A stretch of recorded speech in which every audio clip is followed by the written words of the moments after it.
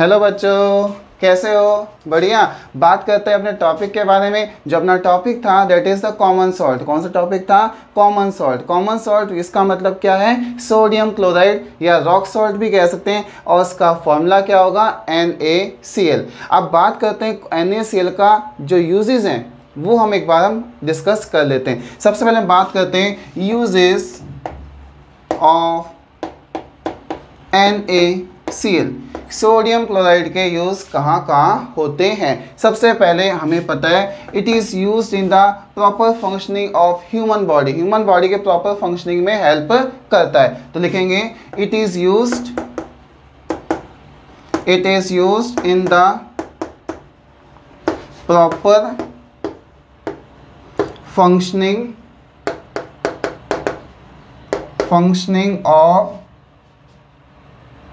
Of human body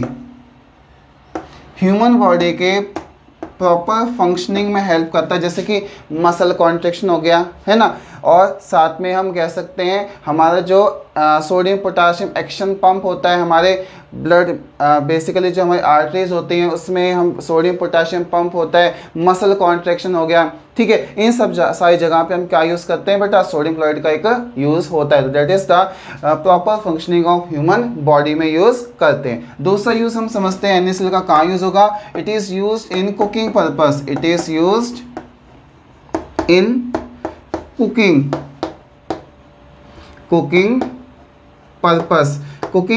purpose में भी हम NaCl का यूज़ करते हैं। समझ में आ गया? It is used in cooking purpose में यूज़ करते हैं। थर्ड यूज़ है it is used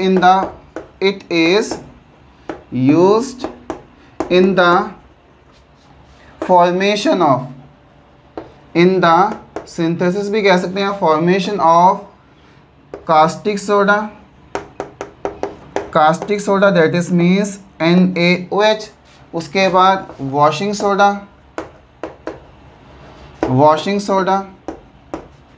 baking soda etcetera. इन सब की फॉर्मेशन में हम NaCl का यूज़ करते हैं। बात करते हैं NaCl कैसे बन सकता है, तो सिंपल प्रोसेस है। अगर हम सोडियम एलिमेंट को क्लोरीन के साथ कंबाइन करें तो NaCl बन सकता है। तो प्रोसेस ये हो गया। एक होता है इवेपोरेशन तरीके से।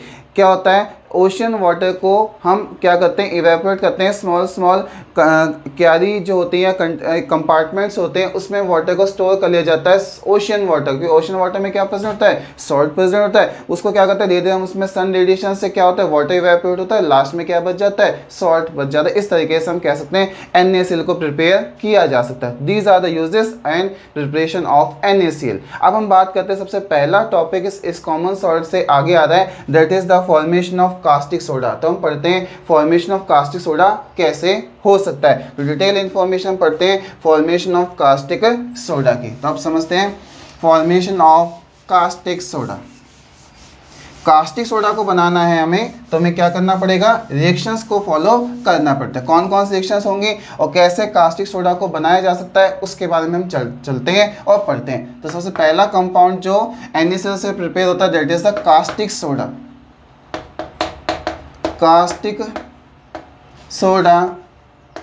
प्रिपरेशन। अगर बात करें caustic soda preparation, caustic soda को क्या कहते हैं बेटा? सोडियम हाइड्रोक्साइड भी कहते हैं। क्या कहते हैं?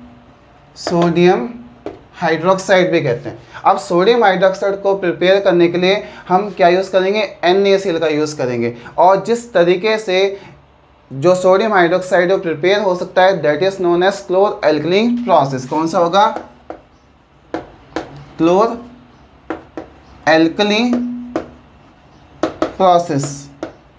ऐसा प्रोसेस में एल्कलीज बनते हैं। क्या बनते हैं? एल्कलीज बनते हैं, that is known as chlor alkali process. Chloro alkali process भी कह सकते हैं। इस प्रोसेस में क्या होगा? क्लोरीन बनेगा। एल्कलीज मतलब sodium hydroxide is the alkalis, वो प्रिपेयर हो, दैट इज क्लोर एल्कली प्रोसेस के बारे में हम डिस्कस करते हैं। सबसे पहले समझते हैं ये रिएक्शन कैसे होगी, वो समझते हैं, फिर हम इसका डायग्राम समझेंगे क्या कैसे ये रिएक्शन होती है।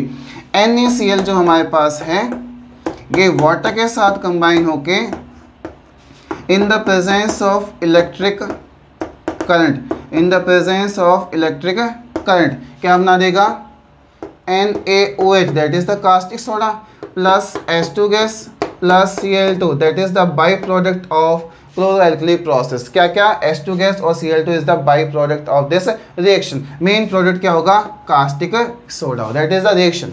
अब हम बात करते हैं ये प्रोसेस जब वर्क करती है तो हम इसको कैसे एग्जांपल या डायग्राम पॉइंट ऑफ व्यू से समझ सकते हैं। तो हम सबसे पहले क्या बनाएंगे, इलेक्ट्रोलाइसिस वेसल। इलेक्ट्रिक करंट की प्रेजेंस में हो रहा है तो हम इसे क्या कहेंगे, इलेक्ट्रोलाइसिस वेसल कहेंगे। ठीक है, इसमें क्या होगा, दो इलेक्ट्रोड होंगे। क्या होंगे, दो इलेक्ट्रोड होंगे, एक होगा एनोड और दूसरा होगा कैथोड। दो इलेक्ट्रोड्स हम इसमें बना दें। ये मैंने दो इलेक्ट्रोड्स बना दिए हैं।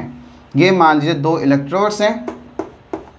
ये क्या है बेटा, हमारे पास दो इलेक्ट्रोड हैं, एक एनोड होगा और दूसरा क्या होगा, कैथोड होगा, और दोनों को सोर्स ऑफ एनर्जी से कनेक्टेड कर दिया जाए। किससे कनेक्ट कर देंगे, सोर्स ऑफ एनर्जी से क्या कर देंगे बेटा, कनेक्टेड कर देंगे। These are the electrodes. ठीक है, इसको हम कह सकते हैं एनोड, मीन्स इस पे पॉजिटिव चार्ज आएगा। इसे कह सकते हैं कैथोड, मीन्स इस पे क्या आएगा, नेगेटिव चार्ज होगा। इसके अंदर एक NaCl का एक कंसनट्रेट सॉल्यूशन, एक्वस सॉल्यूशन हम इसमें फिलअप करेंगे। मतलब NaCl प्लस वाटर का एक सॉल्यूशन इसके अंदर हम क्या कर देंगे, फिल करेंगे। वो एक्ट करेगा एज ए इलेक्ट्रोलाइट का। ठीक है, तो हमने क्या डाल दिया, NaCl सॉल्यूशन इसके अंदर हमने डाल दिया। ठीक है, एक्वस सॉल्यूशन मतलब NaCl प्लस वाटर इसके अंदर प्रेजेंट है। जो NaCl है, NaCl in the presence of electric current aqueous solution Na positive में और Cl नेगेटिव आयन में डिसोसिएट हो जाएगा। हो गया डिसोसिएट। इसके साथ जो वाटर है, वाटर कैसे डिसोसिएट होगा, H पॉजिटिव आयन में और OH नेगेटिव आयन में। अब क्या होगा, सोडियम आयन जो है वो किसके साथ कंबाइन हो जाएगा, OH नेगेटिव आयन के साथ कंबाइन होकर क्या बना देगा, NaOH। वो कहाँ इकट्ठा हो जाएगा, इसके कंटेनर के बेस में इकट्ठा हो जाएगा NaOH, that is caustic soda.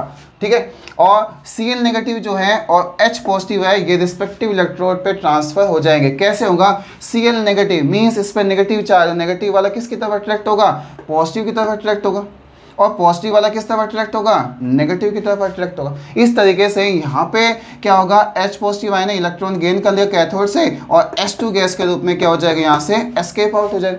Cl negative जो इलेक्ट्रॉन डोनेट कर देगा एनोड को और Cl2 गैस के रूप में यहाँ से एस्केप आउट हो जाएगा। इस तरीके से NaOH that is caustic soda formation हो जाएगा और H2 और Cl2 बाई प्रोडक्ट के फॉर्म में बाहर निकल जाएंगे। That is chloralkali process. समझ में आ गया क्लोरोएल्कली प्रोसेस क्या होता है। इलेक्ट्रोलाइसिस प्रोसेस, ये सारा प्रोसेस जो होगा किसकी प्रेजेंस में होगा, इलेक्ट्रिसिटी की प्रेजेंस हो, that is the source of electricity. एक को पॉजिटिव टर्मिनल से कनेक्ट कर लेंगे, एक को नेगेटिव टर्मिनल से हम कनेक्ट कर लेंगे। That is the chloralkali process for the formation of caustic soda. समझ में आ गया कास्टिक सोडा प्रिपरेशन किस तरीके से हो सकता है, इसकी कुछ एडवांटेज डिसएडवांटेज हम थोड़ी देर के बाद डिस्कस करेंगे। अभी सिर्फ हम बेसिकली इसका प्रोसेस समझ रहे हैं। समझ में आ गया। अब हम समझते हैं जो इस क्लोरोएल्कली प्रोसेस में सब्सटेंस बन रहे हैं NaOH, H2 gas, Cl2 gas, इनके यूजेस क्या क्या होते हैं वो एक बार हम स्टडी कर लेते हैं। तो अब पढ़ते हैं uses of different product of caustic soda, H2 gas और Cl2 गैस। मैं आपको सबसे पहले बताता हूँ uses of caustic soda. Uses of caustic soda, caustic soda के क्या क्या यूज है। फर्स्ट यूज हम समझें कास्टिक सोडा कहाँ यूज होगा, तो हमारा आंसर आएगा it is use in the preparation of soap. It is used in the preparation of soap. Soap की प्रिपरेशंस में, पेपर की प्रिपरेशंस में, ठीक है, रेयन की सिंथेसिस में, एक्सेट्रास में हम यूज कर सकते हैं किसको, कास्टिक सोडा को यूज कर सकते हैं। किसको यूज कर सकते हैं, कास्टिक सोडा को यूज कर सकते हैं। It is use in refining of petrol. दूसरा आंसर है हमारा इसका, it is used in the refining of petroleum product. किसके, पेट्रोलियम प्रोडक्ट्स जो होते हैं उनके रिफाइनिंग में हम यूज करते हैं किसको, कास्टिक सोडा को यूज करते हैं। Third, it is a laboratory reagent. क्या होगा, it is a laboratory reagent, क्या होगा एक लेबोरेटरी रिएजेंट होगा, जो लेबोरेटरी में कई सारे केमिकल सब्सटेंस सिंथेसाइज करने में हम यूज कर सकते हैं। फोर्थ है, it is use in mercerising of cotton, it is used in mercerising of cotton. Means क्या होगा, कॉटन को प्योरीफाई करने के लिए हम क्या यूज करते हैं, कास्टिक सोडा का यूज कर सकते हैं। और इसके साथ हम कहाँ यूज करते हैं, it is use in the preparation of sodium hypochloride, किस में होता है, it is used in the preparation of sodium hypochloride, sodium hypochloride etcetera, इनके सिंथेसिस में हम क्या यूज कर सकते हैं, कास्टिक सोडा को यूज कर सकते हैं। These are some uses of caustic soda, समझ में आ गया होगा। इसके बाद हम बात करते हैं यूजेस ऑफ H2 गैस, किसके बारे में बात करेंगे, यूजेस ऑफ H2 गैस के बारे में बात करें। तो H2 गैस जो है, हाइड्रोजन गैस, वो कहाँ कहाँ यूज हो सकती है। सबसे पहले it is use as a liquid fuel in jet aeroplanes, किस में यूज करते हैं, uses of H2 gas, hydrogen gas जो है, it is used as liquid fuel, liquid form में कन्वर्ट करके liquid fuel in jet aeroplanes, किस में, जेट एरोप्लेन्स में यूज किए जाते हैं, क्योंकि इसकी क्या होते हैं, जो एनर्जी होती है बहुत सारी, बहुत ज़्यादा होती है, ठीक है। दूसरा है, it is used in the formation, it is used in the formation of वनस्पति घी, वनस्पति घी की फॉर्मेशन में हम यूज कर सकते हैं H2 गैस को, किसको यूज कर सकते हैं, H2 गैस के यूज में। तीसरा, it is used in the preparation of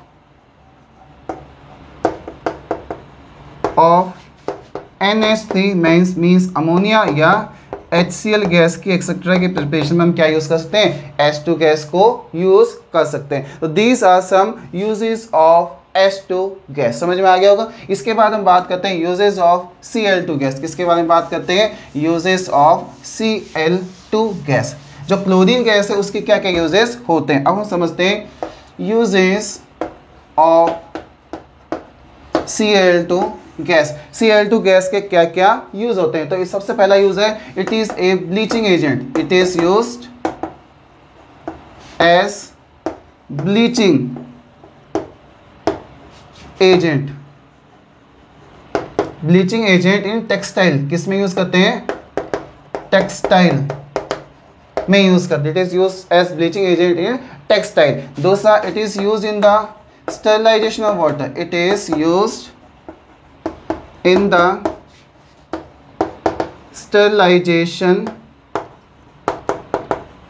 of water, water को प्योरीफाई करने के लिए हम क्या करते हैं, Cl2 गैस का यूज करते हैं। और it is use in the formation of HCl, it is used in the formation